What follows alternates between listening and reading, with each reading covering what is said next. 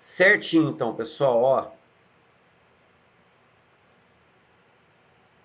Esse aqui já foi, né? Eu estava explicando para vocês, só para a gente fazer aí uma retomada, estava explicando a situação da América do Sul no ano de 2019, né? Como que os países, né? Eles acabaram se envolvendo numa série de protestos, né? Praticamente a gente teve protesto por todo o subcontinente, né? O Brasil, se a gente for ver, foi o menos, né? Houve um outro protesto aí, alguns ainda naquela ideia, né, de ir a favor de uma intervenção militar, aí outros contra o próprio governo, então ficou, né, um negócio meio sem nexo, tá? Agora, nos outros países, né, que eu até separei aqui para a gente analisar os casos, tá? Eu separei a Bolívia, o Chile, o Equador e o Peru, tá? Daria para eu falar também de Paraguai, daria para eu falar da própria Argentina, daria para falar da Venezuela, né? Que a Venezuela está numa confusão já faz um bom tempo, né? Os protestos eles foram intensos, tá? No ano passado, né? E aí eu comecei fazendo um contexto, meio que um histórico, para a gente poder entender o que esses países da América do Sul eles tinham em comum ao longo do século XXI, né? É, Expliquei para vocês também, fiz um histórico falando que basicamente eles tiveram governos militares e aí houve um período de redemocratização, essa redemocratização associada à ideia do neoliberalismo, lembra? Até que eu falei das privatizações, isso inclusive eu falei na aula nossa, né, da Frente 2, quando eu falei da indústria no Brasil, quando eu falei do período de 90 das privatizações que nós tivemos, tá? Essas privatizações, elas claramente, né, não foram bem realizadas, elas acabaram gerando aí um acúmulo de capital, acabaram gerando aí também muito desvio de dinheiro, né, obras que, né, foram superfaturadas, né, vários problemas, tá? Preço de venda muito baixo. Então houve também questionamento quanto a esse neoliberalismo, né? E aí veio o século XXI e nós tivemos então governos da chamada esquerda, né? Uma esquerda que eu coloquei entre aspas, coloquei para vocês por que isso, né? Que seria uma esquerda meio que aliada a banco, meio que aliada também à empreiteira, né? Que fazia uma ou outra reforma, tá? Mas que na realidade, né, não vinha com aquela ideia de esquerda pura, né? Que a gente conhece aí de períodos de Guerra Fria, né? De própria Revolução Cubana e etc, tá? Bom, segundo item, pessoal, aí vocês colocaram lá, boom das commodities, né? As commodities, elas são aqueles produtos, né, que são obtidos no setor primário da economia, né, basicamente a matéria-prima, tá? E os países do subcontinente, né, Brasil, Chile, Peru, Equador, Venezuela, Bolívia, são países exportadores de commodities, né? E o preço das commodities no começo do século XXI, tá? Na primeira década do século XXI, mais ou menos ali de 2006 até 2012, 11, por aí, passando já a primeira década, chegando à segunda década, tá? O preço explodiu, né? E aí, como os países exportam muitas commodities, imagina, o Chile exporta muito cobre, tá? Se o Chile exporta muito cobre, o preço do cobre subiu, o Chile vai ganhar bastante com isso. A indústria pesqueira no Chile e no Peru também é muito forte, lembra? Questão da corrente Humboldt, né? E aí, quando tem a corrente Humboldt sem El Ninho, né, nós temos uma pesca facilitada, tá? Então, só para dar alguns exemplos, o petróleo da Venezuela, né, o minério de ferro do Brasil, tá, a própria carne do Brasil, soja no Brasil, quer dizer, países exportadores de commodities.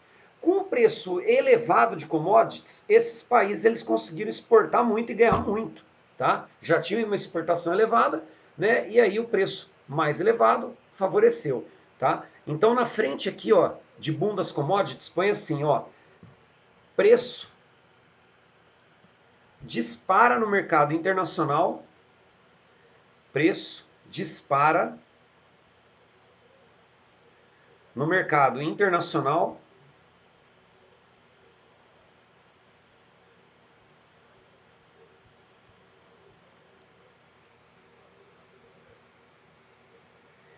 e isso representa preço dispara no mercado internacional e isso representa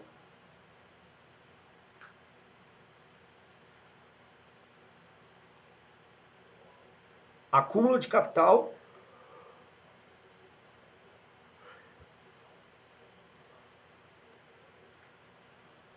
Isso representa acúmulo de capital e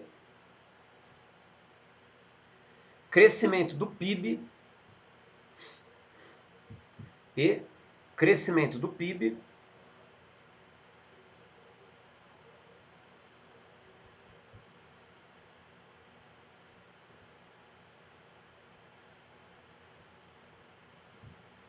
dos países da região.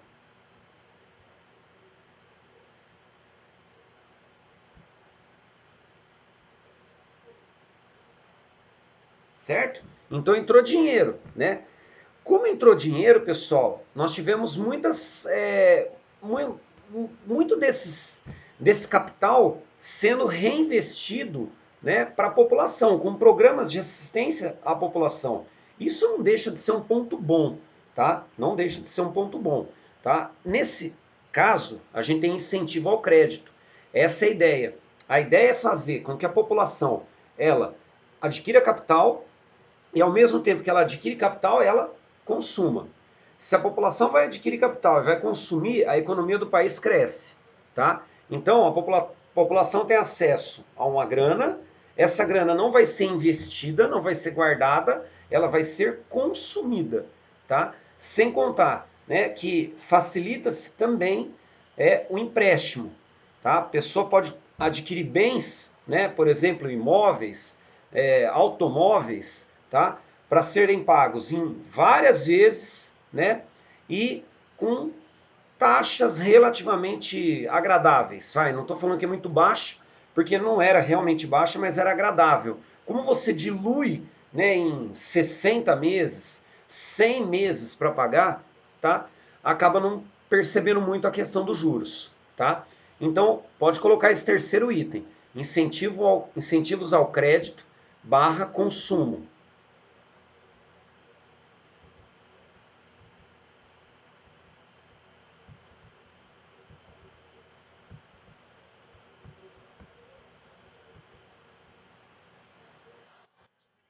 Pode ir?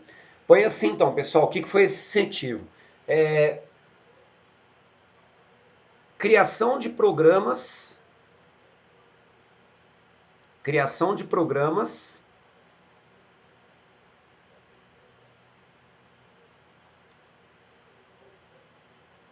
de distribuição de renda,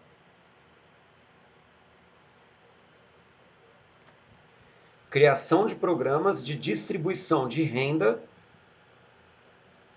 que atendeu populações carentes,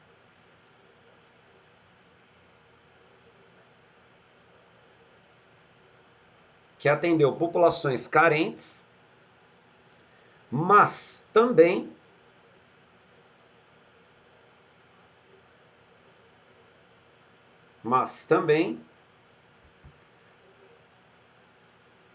as classes C e D, que seria aí, né, uma classe média e média baixa, tá? As classes C e D. Classe E seria a população, né, de baixa renda total, tá? Carente total. As classes C e D.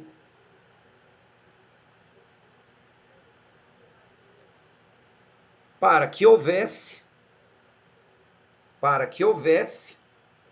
aumento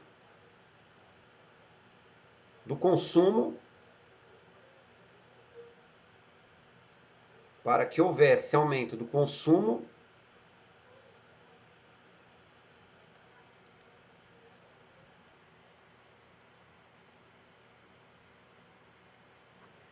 tanto de bens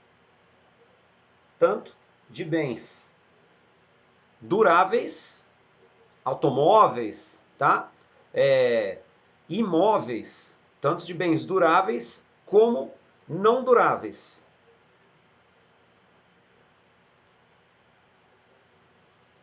A ideia era fazer a população comprar, certo?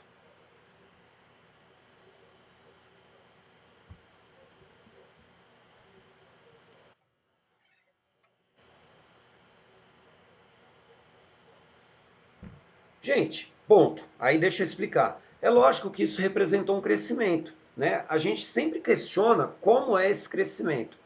Então, associa exportações bombando, tá? Grana entrando dentro do país. Essa grana sendo repassada para a população e a população comprando. Mercado interno aquecido. Resultado, o PIB explode, tá? Isso foi uma tônica em países, tá, do subcontinente, né? Eu chamo subcontinente que a América do Sul é uma parte da América, tá?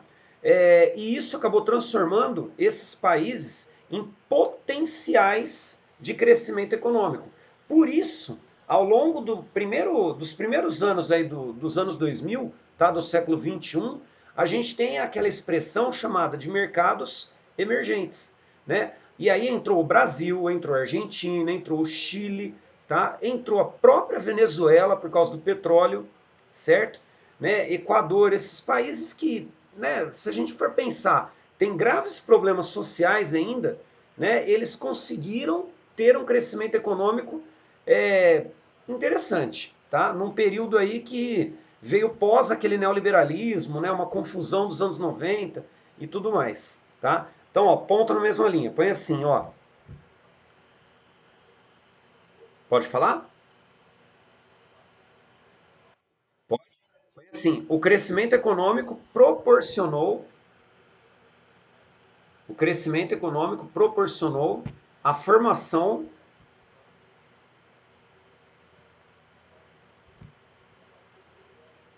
o crescimento econômico proporcionou a formação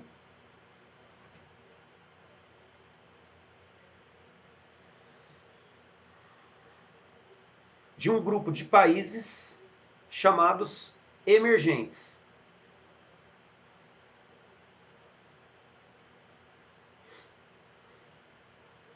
Formação de um grupo de países chamados emergentes. Perceberam? Então foi, né, dos dois lados. Tá? Você tem exportações bombando, população tendo acesso a crédito, tendo acesso a grana na mão e comprando, consumindo. Paralelo a isso, o PIB cresce. Tá? A grande questão é foram feitas reformas de base, foram feitos investimentos, porque assim, uma coisa é a população ter acesso a comprar produto, tá? Só da população mais carente não passar fome, né? Conseguir ter acesso ao alimento, né? Sei lá, água tratada, uma condição melhor de vida, excelente. Agora, a gente tem que ver a reforma de base, que seria educação, seria saúde, né? É, saneamento básico, como que funciona isso? Né? Não houve de fato investimento, tanto é que a gente tem déficit que é velho, tá, no Brasil, que vem de anos. E se a gente tem isso no Brasil, imagina nos nossos vizinhos aqui, Bolívia, né, Paraguai, países que têm graves problemas, tá, nessa parte, beleza? Então, questionável isso. É bom, claro que é, incentivar crédito e consumo é interessante, desde que você tenha também dinheiro do governo onde precisa, que são setores cruciais, né? Segurança, saúde, educação, tá? E a gente viu que isso não aconteceu, beleza? Bom, outra característica, ó, por isso que eu falo desse esquerda, entre aspas. Esses governos, eles tinham um trânsito bom com o empresariado, tá? O empresário que sempre foi criticado, né, pela esquerda, o burguês, não é? A crítica não é essa? Essa burguesia, né, burguesia que explora o trabalhador e etc, etc, etc. De repente, esses governos de esquerda, eles olharam que o empresário, ele não era tão vilão assim, tá? E esse empresariado, banqueiros, né, donos de empreiteiras, principalmente donos de empreiteiras, eles são interessantes se eles estiverem do nosso lado, se eles estiverem bancando os nossos projetos. E aí vem, preciso fazer uma transposição do Rio São Francisco, que eu falei para vocês hoje de manhã, né? Para fazer a obra da transposição, ela é uma obra estatal. Vai precisar de empresa privada, certo? Porque o governo não tem uma empresa de engenharia, não é isso? Então você abre uma licitação, as empresas privadas elas vão dar os preços, tá? E aí, aquele que mais agradar, não só pelo valor, não precisa ser alto ou baixo, não é isso, mas o que vai ser ofertado, né, de trabalho e tudo mais, o governo ele contrata aquela empresa e essa empresa ela assume a obra, tá? Então a empresa ela vai ganhar a licitação, ela vai ganhar um X para poder fazer aquela obra e ela tem um prazo para entregar essa obra, né? Não preciso nem falar o que foi que aconteceu, tá? Não foi só no Brasil, foi também aqui nos países vizinhos. Tanto é que o Peru, tá? O próprio Peru, nós temos governos que são hoje investigados por causa de obras da Odebrecht. A Odebrecht atuou também no Peru, tá? Com um desvio de verba envolvendo políticos. Teve presidente que renunciou, teve um presidente que se matou porque ele estava sendo investigado, tá? Então a coisa no Peru também desandou, certo? Tivemos problemas, né, com empreiteiras também no Equador, tá? Aí na Venezuela, que não está aqui na aula, mas eu vou dar uma aula, né, de Venezuela, mas a Venezuela também teve problema, certo? Paraguai teve problema. Então, vários países que acabavam pegando, né, uma parceria com o Brasil, já que o Brasil tinha um monte de empresas de infraestrutura de grande porte, né? Como os governos eles eram alinhados, havia um alinhamento entre esses governos, então havia um intercâmbio com isso, tá? Eu não sei se eu falei para vocês, eu falei para vocês da Unasul, não esse ano. Eu não lembro se eu falei o ano passado ou o ano retrasado. Já ouviram falar de Unasul? Tem o Mercosul, né? Tem o NAFTA, o antigo NAFTA, né? Que virou o SMCA. E eu não lembro, eu acho que eu acabei nem falando de Unasul, mas na época, tá? Na época do século XXI, ali no comecinho, nem tem mais Unasul hoje, mas no comecinho do século XXI, foi criado a União das Nações Sul-Americanas, que não era um bloco, tá? Era uma área de integração para poder ter essa, como é que fala? Esse compartilhamento, tá? De ideias. E os três eixos eram telecomunicações, energia e transporte, tá? Então olha só, infraestrutura, telecomunicações, energia e transporte. O Brasil é o país que tem as grandes empreiteiras mundiais. Como havia um alinhamento entre governos de esquerda, a Unasul ela foi uma forma de fazer o meio-campo entre governo brasileiro com empreiteiras, com governos de outros países para projetos de infraestrutura. Tá? Hidrelétricas foram construídas na Colômbia, hidrelétricas construídas no Peru, com qual empreiteira? Empreiteira brasileira. Deu para perceber? Então, é uma aliança que a gente não via isso na época da Guerra Fria, tá? É inimaginável você pensar governo da União Soviética aliado com algum tipo de empresário, né? Ou então governo cubano alinhado com algum empresariado, governo Mao Tse Tung aliado, não, isso não existia, né? É uma nova esquerda desse século XXI que gostava do empresariado, beleza? Então põe na frente o que seria esse trânsito bom com o empresariado. Põe assim, ó.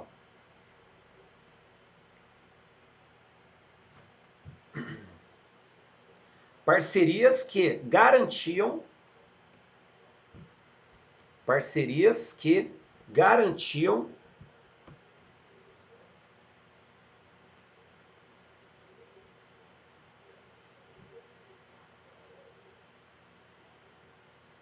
a execução de obras de infraestrutura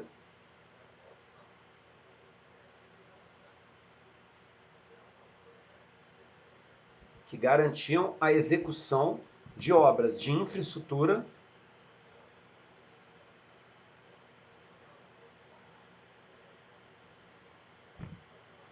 põe entre parênteses, muitas brasileiras, muitas brasileiras, fecha parênteses.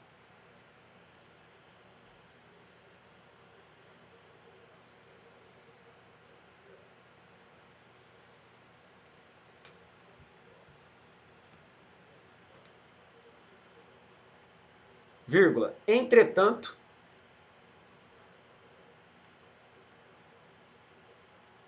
inúmeras ilegalidades, inúmeras ilegalidades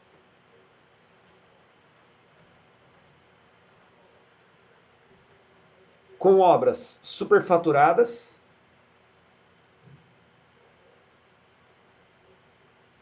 com obras superfaturadas e envolvimento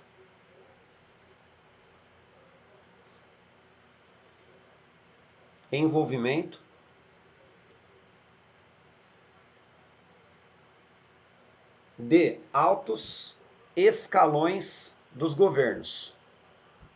Como eu disse, pegou tudo, tá, gente?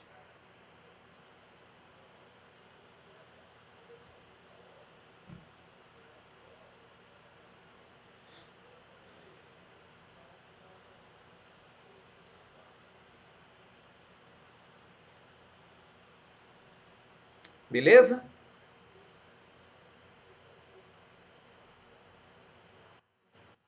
Sim.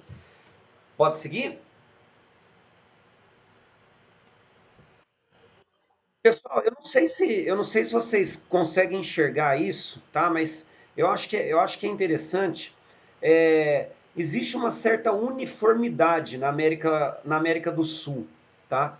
E não é uma uniformidade boa, né? A gente tem, por exemplo, um período militar que não é bom, tá? A gente tem um pós-militar que seria uma experiência neoliberal que não foi boa, tá? Aí a gente tem uma experiência de governos de esquerda que também não foram bons.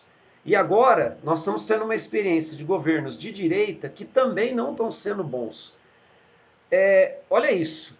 Eu fiz uma linha do tempo aqui em segundos, tá, com vocês. Eu falei mais ou menos dos anos 60 do século 20, tá, até 2020, tá? Então, se a gente perceber, eu estou falando de mais ou menos 60 anos. É muita coisa. É muita coisa para se jogar fora. Ah, mas não teve coisa boa? Teve? Claro que teve. Teve. Essa questão das commodities, uma parcela da população que teve acesso, né? Houve uma certa melhoria porque houve urbanização, mas o que eu quero que vocês, né, e a população tem acesso, né, mais às meios de saúde e tal, né, ou bem ou mal gera mais emprego, mas se a gente vê num geral, pessoal, essa galera que governa, né, passou muito a mão no nosso dinheiro, tá? Então a gente tem muitas falhas. Se a gente teve um crescimento relativo, tá, em 60 anos, imagina se fosse de maneira séria. Imagina o tamanho desse crescimento, né? E aí eu sempre falo a questão de uma pandemia ou de uma guerra, né? Ou de um terremoto ou de um furacão. Não é o nosso caso, tá? Em grande parte. Mas a gente poderia ter uma guerra, que eu acho muito raro acontecer, e teve uma pandemia, que pode acontecer, e aconteceu, né? Então, olhando um cenário catastrófico, que seria uma pandemia, né? De repente, coisas que não foram feitas há muitos anos, elas estouram agora, gente. Né? Então a gente está correndo atrás de comprar respirador mecânico, tá? A gente está correndo atrás, né, de criar leitos de UTI. Escolas, principalmente as públicas, estão literalmente sem aula. Né? Então é uma situação que a gente fala assim: ah, eu não aguento mais o EAD. Pessoal, ninguém aguenta mais o EAD. Ninguém. Professor, aluno do Brasil e do mundo. Não é só em um lugar. Ninguém aguenta. É uma situação que não tem como. Mas, né? Não é passar pano, mas muitos não têm as condições que a gente tem, né? De ter um computador, né? De ter uma internet que funciona, tá? De estar passando conhecimento, né? De você estar escrevendo tudo e aprendendo de uma certa maneira, podendo tirar dúvida com o professor. Todo mundo tem contato aqui, é só mandar, ó, não entendi tal exercício, etc, etc. Tá? Agora, imagina a situação numa escola pública. Como é que funciona isso? Né? Então, eles não tem solução, gente. Né? A volta aí, muitos me perguntam. Hoje, quem que me perguntou? O pessoal do primeiro perguntou se eu acho que voltaria no dia 29. Tá? Pessoal, eu acho que no dia 29 de julho, eu acho que não, tá? Tudo, mas eu acho que talvez consiga meio a meio uma sala, né? Um esquema de rodízio que está sendo proposto em vários lugares do mundo, não é só no Brasil, tá? No mundo inteiro, né? Já foi proposto isso nos Estados Unidos, isso na França, de fazer rodízio, né? Meio a meio, o aluno em casa, um outro tanto, o aluno dentro de sala de aula, e vai indo do jeito que dá. Agora, pergunto para vocês, uma sala de escola pública com 60 alunos, como que você consegue fazer rodízio? Concorda? Alguém perguntou aqui. Então, o Felipe, é um ano perdido em muitos aspectos. Eu concordo com você, tá? É um ano perdido em aspecto econômico, em aspecto social, em aspecto pessoal, certo? Porque existe uma impessoalidade da gente estar cada um no seu lugar, não tendo convívio com as pessoas, né? Mas mesmo assim, acredita que tem muita gente que está se fudendo muito mais, tá? Eu estava até discutindo com um amigo meu hoje no grupo, né, de professor, falando que eu tô estressado, eu tô cansado, trabalhando pra caralho, né? A impressão que eu tenho é que meu trabalho não rende. Eu corrigi mais de 500 provas, tá? Entre terça, segunda e terça, falando sério, tá? Era 270 e poucas provas, cada dia, cada dia. Ah, mas você não corrigiria isso? Não, não corrigiria. Desse jeito não ia montar tudo. Eles não iam mandar tudo de uma vez só. Ia ser mais fragmentado, entendeu? Então corrigir 500 provas em 2 dias é desumano. Do mesmo jeito que vocês têm, sei lá quantas aulas, hoje até 5 horas da tarde, né, que vocês vão hoje, sei lá até que hora que vocês vão hoje, também é ficar sentado olhando para uma tela de computador. Não é fácil, tá? Eu concordo com tudo isso, com tudo isso. Mas é o que eu sempre falo, e eu entendo o teu lado, Felipe. Mas ainda assim vocês têm essa oportunidade. Tem uma galera que não tem nada disso, metade disso. E aí eu tava até conversando com um amigo meu, ele falou, mano, mas pensa uma galera que tá sem trabalho, né?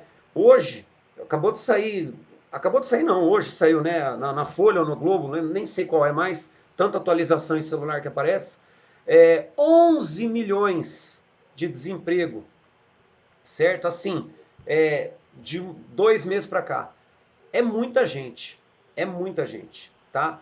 E não tem o que fazer, tá? E isso é no Brasil, isso é nos Estados Unidos, isso é na Europa. Só que os países mais pobres, eles são mais afetados, que é o nosso caso, tá? O nosso caso é foda. E uma pandemia, ela ilustra o tanto que a gente falhou, tá? Então, assim, bonitinho ter a pessoa ter lá e ter acesso a carro, legal, da hora. Da hora a pessoa, né, comprar uma TV de LCD, ótimo, né? Ou ela ter um computador, só que numa hora de pandemia, numa hora de desespero, às vezes ela não tem internet. E às vezes aquela TV ela teve que vender porque ela tá sem grana, entendeu? Então a coisa começa a virar uma bola de neve, tá? E aí é o que eu falo, uma pandemia expõe tudo isso, tá? É, não adianta nada essa maquiagem, né? A coisa tem que ser mais embaixo, certo? Só para vocês entenderem como é que, né, como é que funciona nessa linha do tempo, beleza? Então, assim, o Brasil é surreal em um monte de coisa, mas infelizmente é um desastre esperado, tá? Infelizmente. A gente sabia que nós sofreríamos numa pandemia, acontecendo uma pandemia do jeito que foi. Tá? Nem a China sofreu tanto, se for ver. Né? Uma coisa, a China tem muita grana, né? Tem muita pobreza, mas a grana é muito concentrada e o governo tem grana. Né? Então acabou saindo até melhor que a gente. Bom, voltando, coloca aqui o próximo, pessoal. Alianças com partido de centro.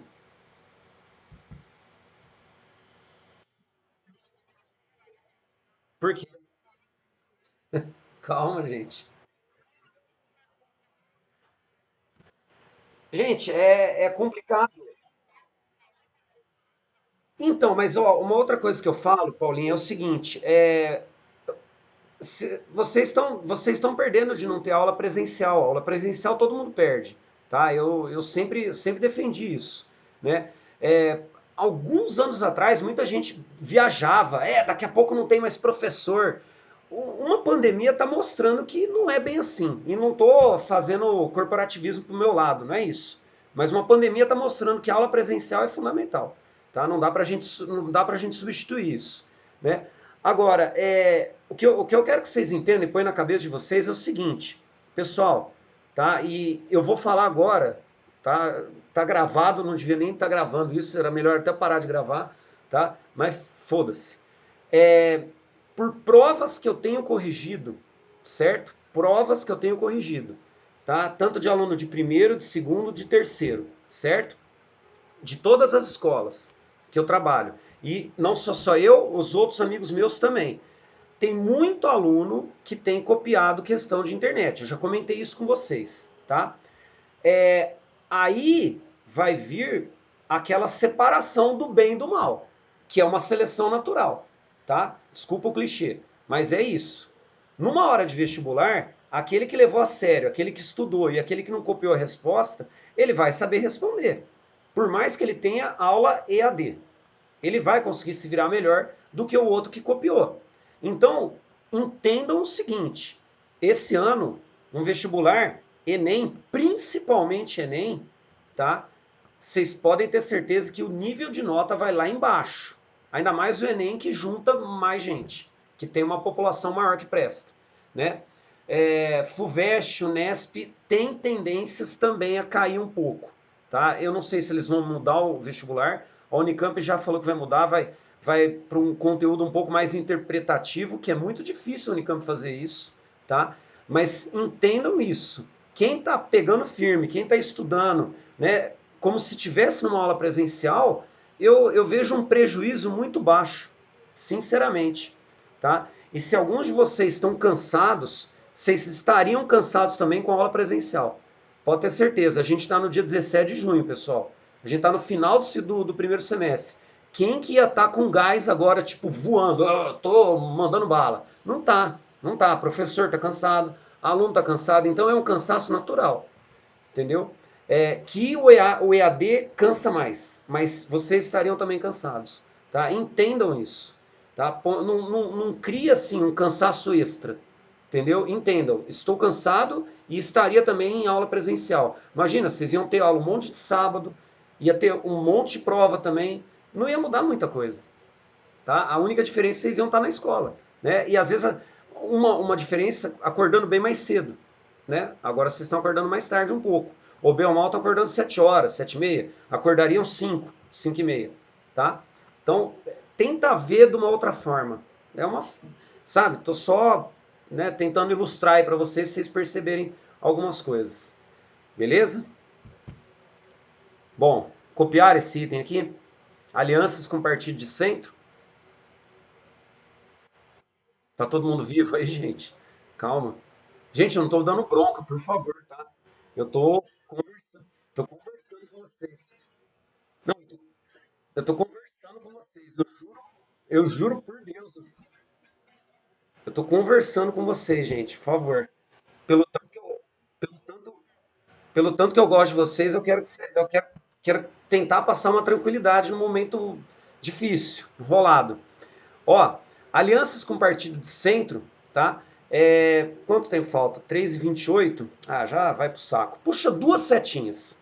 Deixa duas setinhas, pode ser uma em cada linha, não vai passar. Aí nessas duas setinhas eu explico o que que é isso, porque eu vou fazer uma relação com o atual, tá? Pra gente poder entender.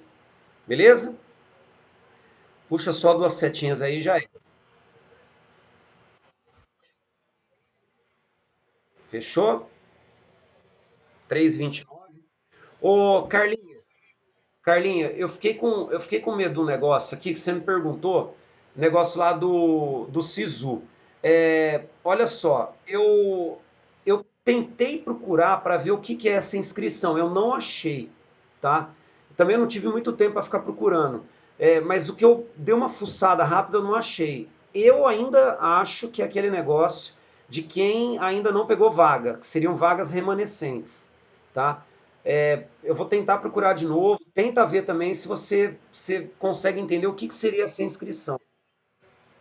Mas eu acho que.